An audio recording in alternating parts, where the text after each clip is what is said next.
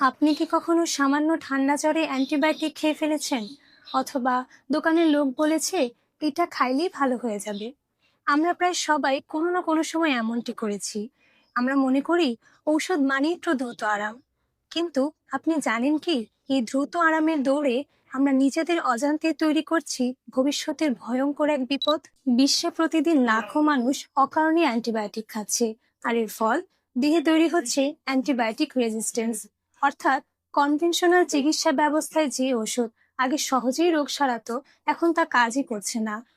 বিশ্ব স্বাস্থ্য সংস্থা সতর্ক করেছে 2050 সালের মধ্যে এই প্রতিরোধহীন সংক্রমণে মারা যেতে পারে কোটি কোটি মানুষ।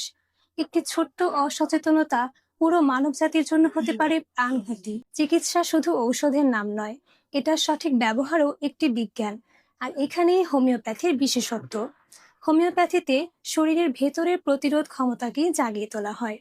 ভাইরাসজনিত সাধারণ জ্বর কিংবা ঠান্ডায় যেখানে অ্যান্টিবায়োটিকের প্রয়োজনই নেই, সেখানে হোমিওপ্যাথি তার নিজস্ব প্রাকৃতিক প্রক্রিয়ায় সুস্থ হতে সাহায্য করে, শরীরের ভেতরে ভারসাম্য রক্ষা করে, রোগ প্রতিরোধ ক্ষমতাকে দৃঢ় করে।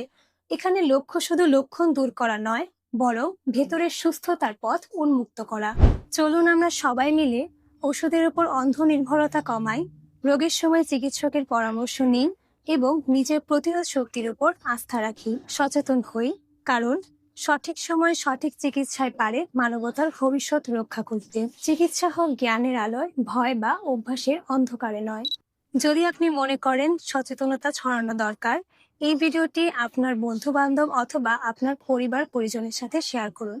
ভালো থাকুন, সুস্থ থাকুন, হোমিও কথানের সাথেই থাকুন।